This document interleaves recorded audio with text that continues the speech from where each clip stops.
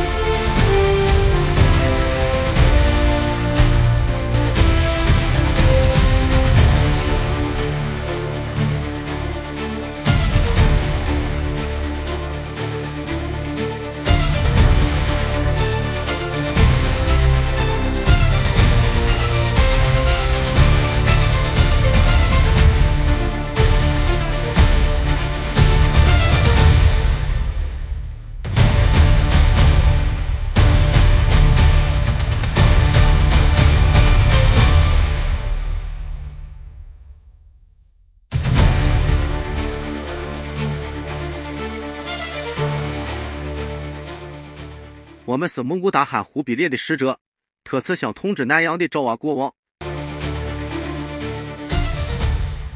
Oh, sudah 3 kali Kaisar Khubilai Han mengirim utusan ke negeri ini. Baiklah, apa pesan dari Kaisar? 来自元朝帝国的皇帝忽必烈汗，蒙古帝国的皇帝，天下的共主。大蒙古国皇帝忽必烈汗威震天下，其统治疆域横跨整个亚洲，俄罗斯直至欧洲。特派使者向南阳之主爪哇国王科尔塔大加拉陛下致以诏令，为维护世界和平与秩序，皇帝诚邀爪哇王陛下归顺蒙古皇权，承认蒙古帝国的至高统治。此一承认将奠定双方和谐关系之基础，并使爪哇全境受皇帝庇护。忽必烈大汗此举出于至诚与敬意，望爪哇王顺应天命，共享天下太平，归入无与伦比的元朝帝国庇护。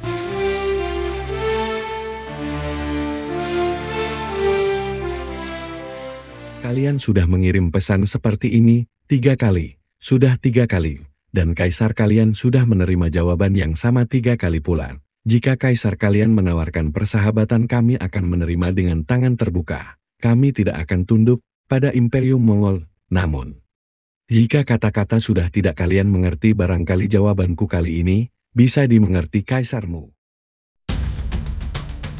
Kertanegara memberikan jawaban atas permintaan Kaisar untuk tunduk, bukan dengan kata-kata, melainkan dengan luka. Utusan Kaisar dilukai, dan darah yang mengalir dari wajahnya membasahi surat yang dibawanya. Itulah jawaban dari Raja Jawa kepada Khubilai Han. Sebuah jawaban yang pasti membangkitkan murka sang Kaisar Mongol.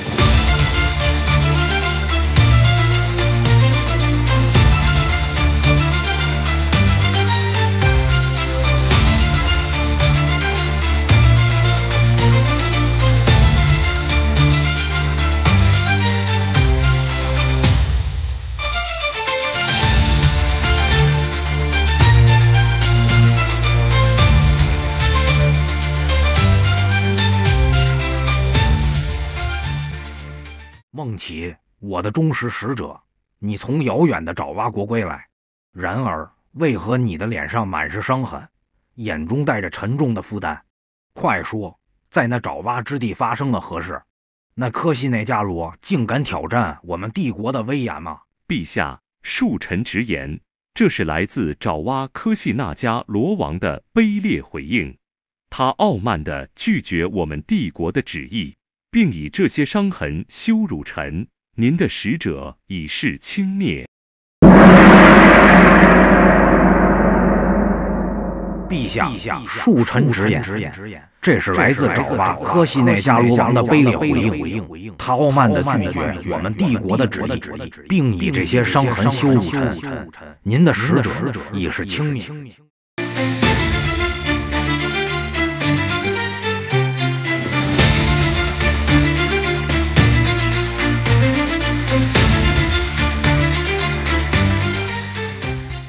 Kemarahan Kaisar Kubilai Han mengguncang istana.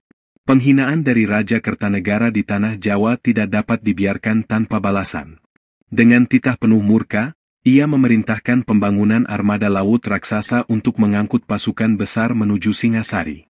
Panglima perang yang ditunjuk segera mempelajari kegagalan pahit Mongol saat berusaha menaklukkan Jepang, bertekad agar sejarah tidak terulang. Mongol, bangsa stepa yang tak tertandingi di daratan, memiliki kavaleri yang menakutkan dan menggetarkan musuh. Namun, lautan bukanlah wilayah mereka. Ilmu kelautan dan navigasi samudra masih asing bagi mereka. Sementara itu, kerajaan Jawa yang mereka tuju adalah penguasa lautan, dengan keahlian maritim yang telah teruji, siap menghadapi tantangan di Cakrawala Biru. Dengan tekad membalaskan penghinaan Raja Kertanegara, Imperium Mongol memulai persiapan besar-besaran. Galangan kapal di Korea dan Tiongkok Selatan bekerja tanpa henti, membangun armada megah berjumlah 1.000 kapal perang untuk mengangkut pasukan perkasa dan perbekalan melintasi samudra menuju Pulau Jawa. Selama 3 tahun, para panglima Mongol merancang strategi, memperbaiki kelemahan masa lalu, dan mengumpulkan kekuatan untuk menghancurkan kerajaan Singasari, bertekad menegakkan keagungan kekaisaran.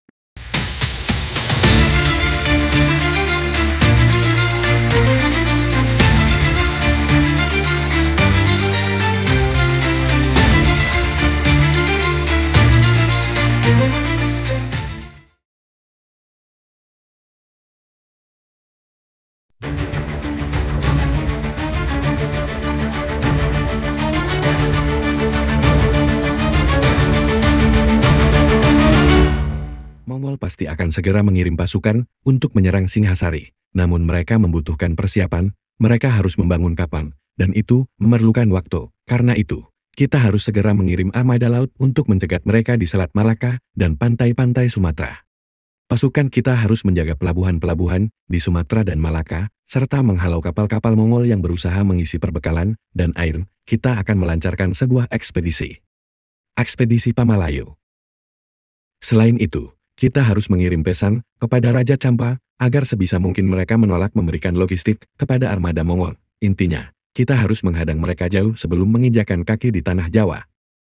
Kalian berdua, siapkan ekspedisi ini segera. Pastikan berangkat sebelum arah angin berubah.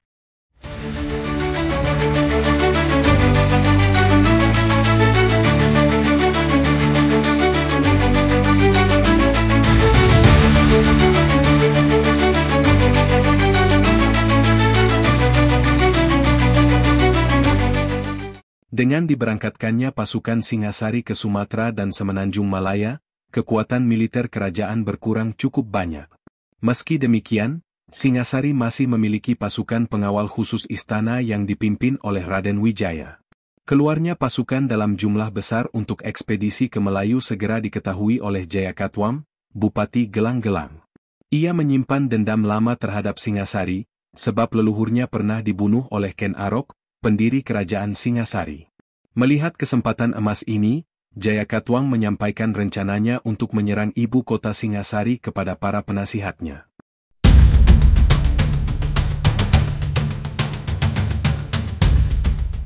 Jayakatwang segera menyusun rencana penyerangan ke ibu kota Singasari, dan ia memperoleh dukungan dari Arya Wiraraja, Bupati Sumenep di Madura.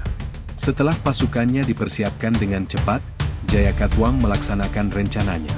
Pasukan Kediri itu kemudian bergerak menuju ibu kota Singasari di Malang, siap melancarkan serangan yang menentukan.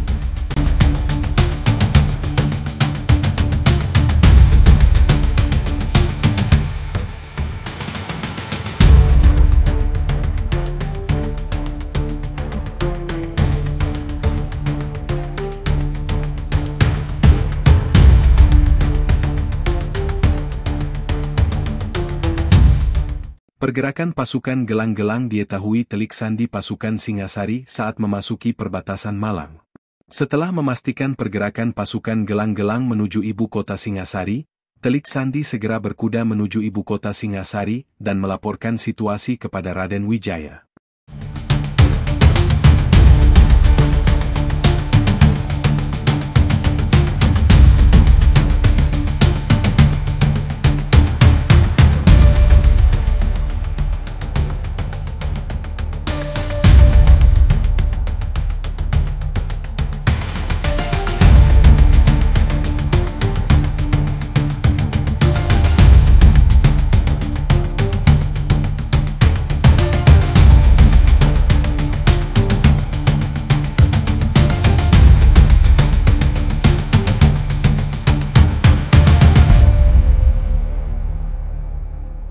Pasukan dari gelang-gelang bergerak menuju ibu kota Singasari, Pak.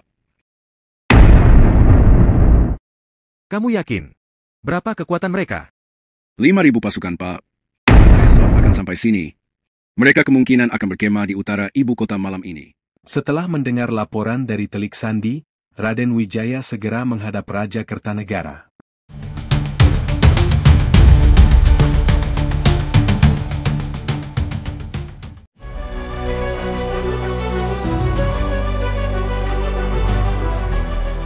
Paduka Raja, kami dapat kabar Jayakatwang memberontak. Pasukannya bergerak menuju ke sini. Kurang lebih 5.000 pasukan.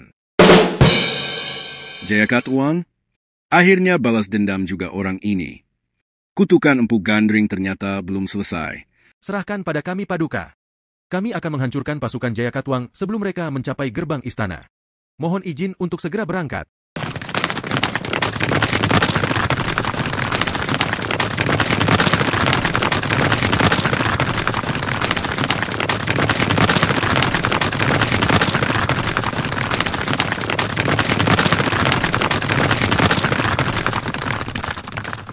Raden Wijaya memimpin langsung pasukan khusus penjaga istana kerajaan Singasari untuk menghadang dan menghancurkan pasukan Jayakatwang yang sedang bergerak menuju ibu kota Singasari.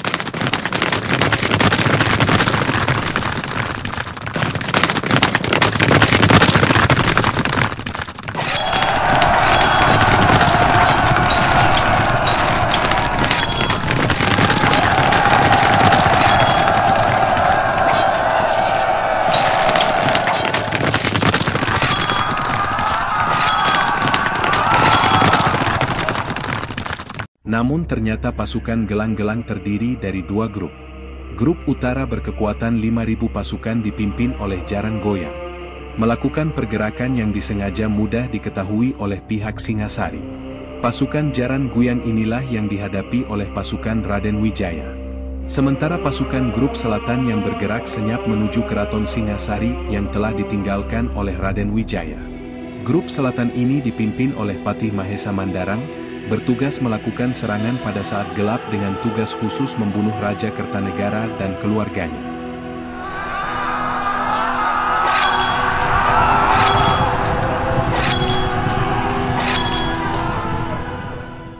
Pasukan gelang-gelang akhirnya mampu menembus keraton Singasari dan membunuh Raja Kertanegara beserta keluarganya.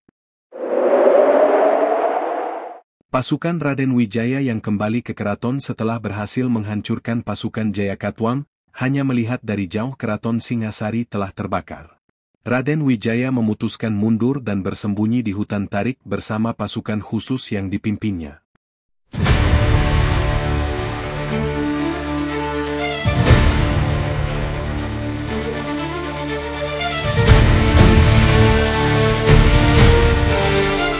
尊敬的忽必烈汗皇帝陛下，我们报告，为惩罚爪哇国王克塔奈加拉而准备进攻爪哇的军队已整装待发。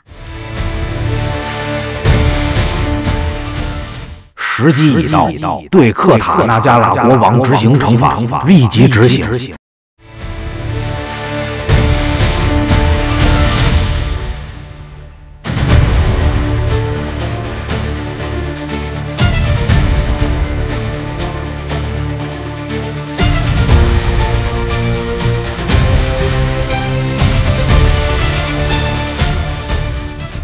Tahun 1292, armada pasukan Mongol bergerak menuju Tanah Jawa.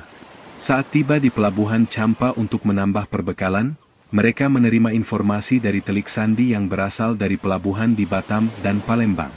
Informasi tersebut memperingatkan agar mereka menghindari menambah perbekalan di pesisir pantai Sumatera, karena armada Singasari telah menunggu untuk menghadang. Raja Champa, setelah mendapat ancaman dari komandan pasukan Mongol bahwa kerajaannya akan dihancurkan, akhirnya memenuhi kebutuhan logistik armada Mongol. Hal ini memungkinkan mereka melanjutkan perjalanan ke Tanah Jawa tanpa perlu menambah perbekalan di tempat lain.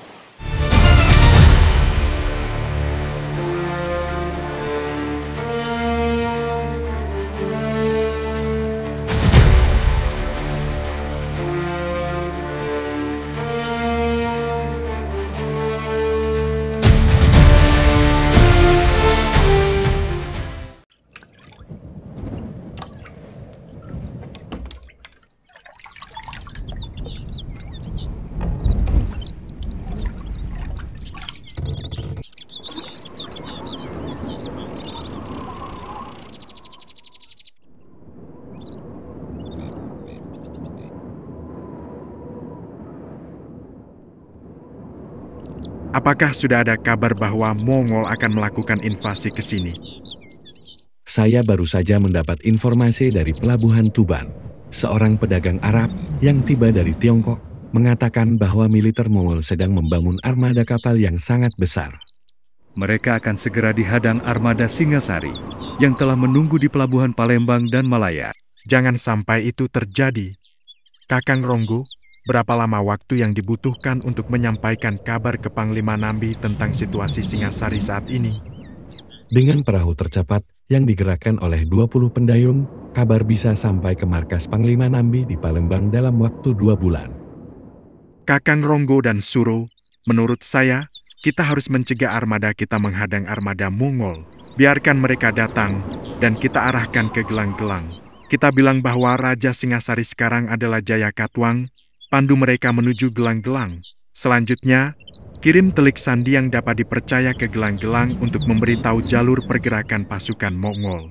Beritahu Panglima Nambi, jika ada kabar dari nelayan tentang kedatangan armada Mongol, biarkan mereka lewat. Setelah itu, armada kita kembali ke Tuban sambil menjaga jarak dengan armada Mongol. Jangan lakukan tindakan apapun terhadap kapal-kapal Mongol. Berlabuhlah di Lasem sambil menunggu perintah dari sini. Saat pasukan Mongol bertempur dengan gelang-gelang, kita tawarkan bantuan kepada Mongol jika mereka kesulitan. Pasukan Mongol kuat dalam pertempuran terbuka, tetapi mereka akan kesulitan di hutan. Bagaimana pendapat Kakang Ronggo dan Suro?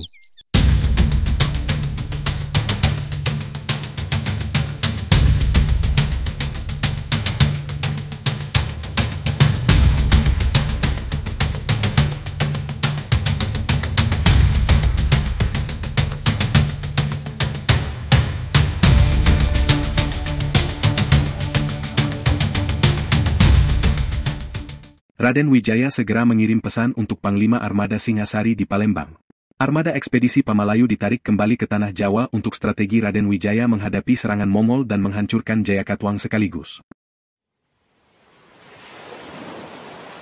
Setelah melakukan perjalanan selama 2 bulan dari hutan Tarik menuju markas ekspedisi Pamalayu di Palembang, utusan Raden Wijaya menghadap Komandan Armada Singasari, Nambi.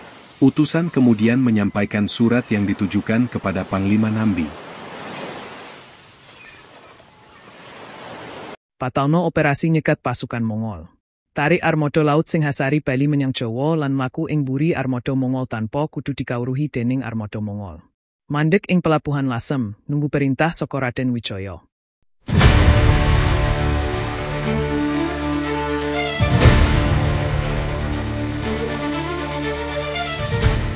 Pada tanggal 1 Maret 1293, armada Mongol akhirnya merapat di pelabuhan Tuban, setelah menempuh perjalanan panjang melintasi lautan dari Tiongkok Selatan. Armada ini dipimpin oleh 3 panglima, yaitu Xi Bei, Gao Xing, dan Ike Mese. Dengan kekuatan yang mengesankan, armada ini membawa 10.000 pasukan infanteri dan 10.000 pasukan kavaleri, siap untuk melaksanakan misi mereka di Tanah Jawa, menghukum Raja Jawa yang telah menghina Kekaisaran Mongol dinasti Yuan. Mendengar kabar bahwa armada Mongol telah mendarat di Tuban, Raden Wijaya segera melaksanakan strateginya. Ia mendatangi panglima pasukan Mongol yang sedang merencanakan pergerakan menuju pedalaman Jawa untuk menyerang Singasari. Dengan memperkenalkan diri sebagai pemimpin perlawanan terhadap Singasari, Raden Wijaya berhasil memenangkan simpati dan kepercayaan para panglima Mongol. Raden Wijaya menjelaskan bahwa pemerintahan kerajaan Singasari kini dikuasai oleh Jayakatwam, yang telah menggulingkan Raja Kertanegara melalui kudeta. Ia kemudian menawarkan bantuan untuk menunjukkan jalur tercepat menuju ibu kota Singasari yang baru di Kediri. Setelah Panglima Mongol menyetujui, Raden Wijaya mengusulkan bahwa rute paling efektif adalah melalui Sungai Brantas. Ia juga menawarkan bantuan untuk mengumpulkan kayu dari hutan guna membuat rakit dan perahu untuk mengangkut pasukan infanteri Mongol. Sementara itu, pasukan kavaleri akan bergerak di tepi sungai untuk melindungi infanteri yang berada di atas rakit. Raden Wijaya meyakinkan Panglima Mongol bahwa jalur Sungai Brantas jauh lebih efektif dibandingkan memasuki hutan lebat di Jawa, yang sulit dilalui oleh pasukan kavaleri. Strategi ini sebelumnya telah dibahas oleh Raden Wijaya dengan Ki Demangwiro, seorang telik sandi Jayakatwang yang berhasil dibujuk untuk menjadi agen ganda bagi Raden Wijaya. Setelah strategi disusun bersama Panglima Mongol, persiapan untuk menyerbu Kediri dan mengalahkan Jayakatwang dimulai. Mereka membangun 2.000 rakit untuk mengangkut pasukan infanteri dan logistik menyusuri Sungai Brantas menuju Kediri. Sementara itu, Ki Demangwiro segera melaporkan kedatangan pasukan Mongol yang berencana menyerbu Kediri. Ia menceritakan strategi musuh yang akan menyerang dengan menyusuri aliran Sungai Brantas. Ki Demangwiro mengingatkan Jayakatwang agar melakukan penyergapan ketika pasukan Mongol tengah bergerak di sepanjang sungai. Pada awalnya, Jayakatwang masih meragukan laporan tersebut. Namun, setelah memperoleh informasi tambahan bahwa di pelabuhan Tuban pasukan Mongol tengah bekerja keras membangun ribuan rakit dari batang kelapa dan papan kayu, ia mulai yakin telah mengetahui rencana serangan musuh. Jayakatwang pun segera memerintahkan persiapan pasukan untuk melakukan penyergapan di Sungai Brantas.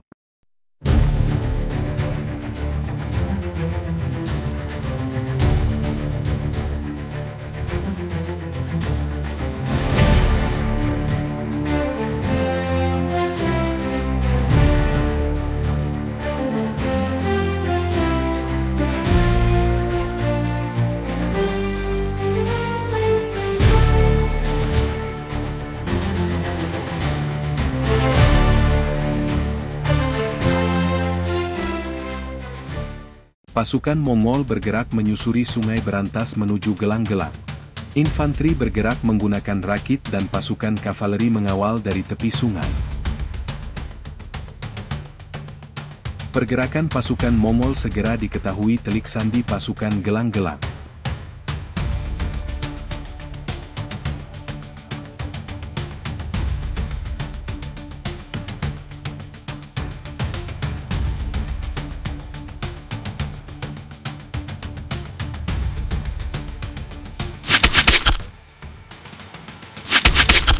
Pasukan Gelang-Gelang segera menyergap pasukan Mongol dengan serangan pasukan panah, yang membuat pasukan Mongol terkejut dan korban pun mulai berjatuhan.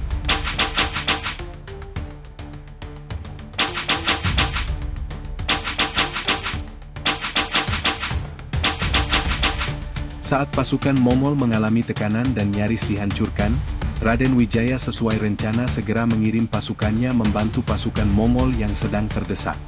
Panglima Xi Bei dan Gao Xing akhirnya merasa lega setelah pasukannya di Sungai Brantas terselamatkan dari kehancuran.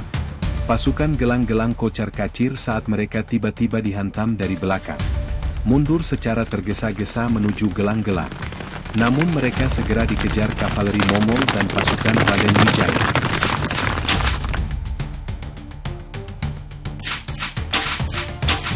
Setelah bertempur dengan gagah berani, akhirnya pasukan gelang-gelang dihancurkan pasukan Mongol.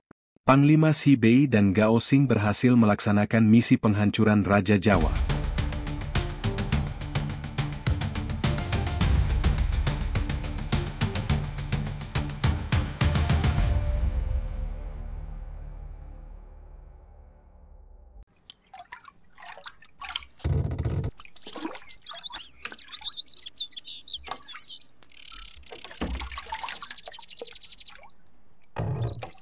Pada saat pasukan Mongol sedang berpesta setelah menghancurkan gelang-gelang, mengumpulkan harta rampasan, Raden Wijaya segera mengirim pesan kepada Panglima Nambi untuk menyiagakan armadanya.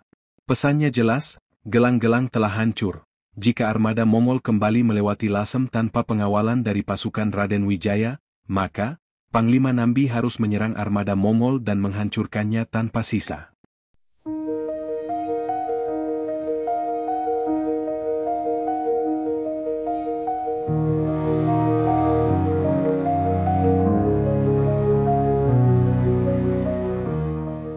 Melihat kekosongan kekuasaan di tanah Jawa, maka Raden Wijaya memproklamirkan kerajaan baru dengan nama Majapahit. Sekaligus mengangkat dirinya sebagai raja baru di tanah Jawa. Ia kemudian memerintahkan para komandan pasukan untuk bersumpah setia pada kerajaan Majapahit. Hutan Tarik kemudian dibangun menjadi pusat kerajaan Majapahit. Kami para panglima pasukan kerajaan Singhasari, komandan pasukan pengawal kerajaan, para prajurit dan orang-orang yang setia pada kerajaan Singhasari. Bersama ini, menyatakan bahwa Majapahit adalah penerus kerajaan Singhasari. Dan Raden Wijaya adalah Raja Majapahit yang sah sebagai penerus Singhasari dengan gelar Sri Kertarajasa Jayawardhani. Kami bersumpah setia pada kerajaan Majapahit dan Raja, bersedia melayani Raja dan kerajaan Majapahit dengan seluruh jiwa dan raga. Hidup Majapahit! Hidup Raja, hidup Majapahit, hidup Raja, hidup Majapahit, hidup Raja, hidup Majapahit, hidup Raja, hidup Majapahit.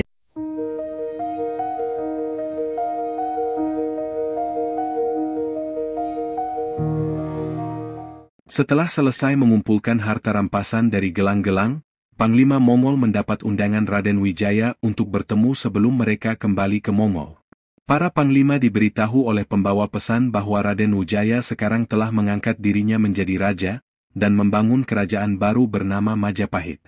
Mendengar itu Panglima Mongol berencana meminta Raden Wijaya untuk membuat pernyataan tunduk kepada Kaisar Kubilai Han. Sebagaimana pesan yang disampaikan kepada Kertanegara.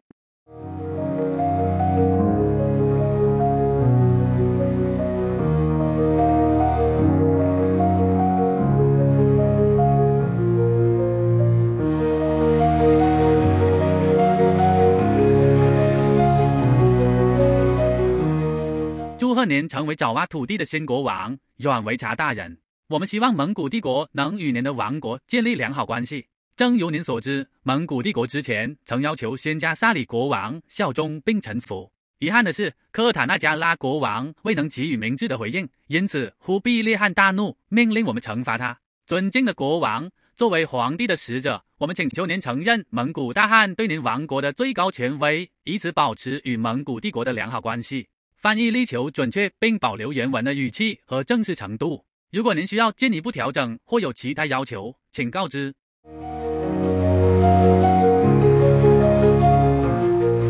Terima kasih atas ucapan selamat dari Tuan kepada saya. Saya sebagai raja akan berusaha menjaga hubungan dengan Mongol dengan sebaik-baiknya. Perdagangan selama ini dengan Tiongkok berjalan berabad-abad dengan baik. Tentu atas dasar kesetaraan dan saling menghargai. Kami tidak merasa perlu menjadi bagian dari Imperium Mongol.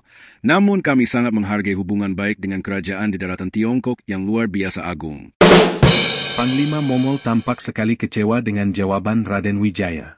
Namun sebelum mereka bicara, Raden Wijaya melanjutkan kalimatnya. Tuan Panglima Mongol yang saya hormati, tugas Anda menghukum Raja Jawa yang melukai utusan Kaisar Mongol telah berjalan dengan baik. Kami akan mengantar pasukan Anda kembali. Arah angin akan berubah. Anda tidak punya pilihan. Armada kami telah menunggu Anda jika ternyata Anda dan pasukan Anda tidak bijak dalam mengambil sikap di negeri kami. Kami telah siapkan hadiah untuk tanda persahabatan dengan Kaisar Kubilai Han. Panglima Mongol akhirnya tidak punya pilihan. Mereka memutuskan kembali dan harus puas dengan sikap Raden Wijaya.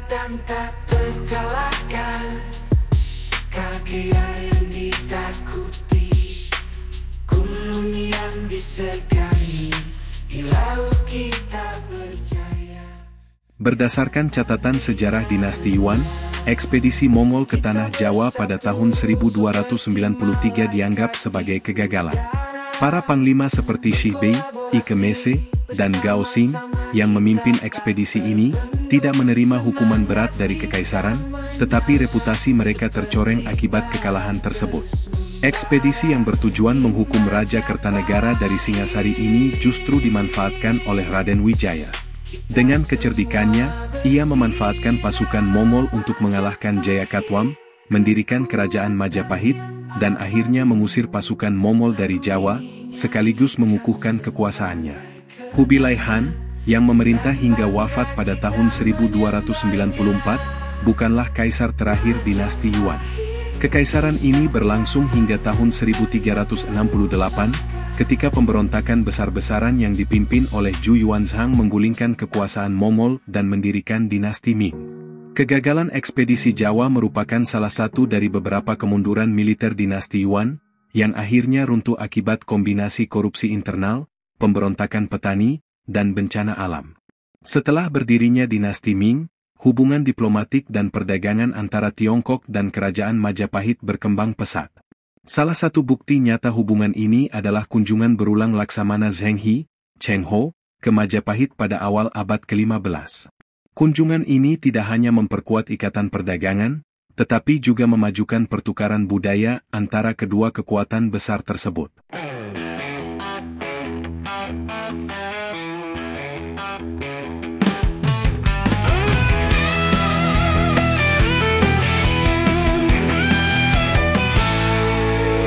Tanah subur yang tenggelam, lahir naluri baharimu. Dari bahteramu, Sundaland yang tenggelam atas kehendak Tuhan. Oh, karakter bahari sejati, Kalakea yang ditakuti, Kulun yang disegani, Baruna yang dihormati.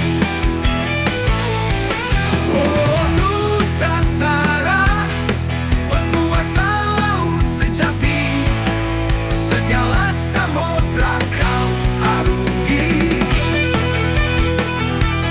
Oh, kau legenda, segala bangsa bahteramu adalah raksasa, jalanmu dipenuh bintang angkasa. Oh, penguasa samudra, Nusantara bangsa bahari tertua.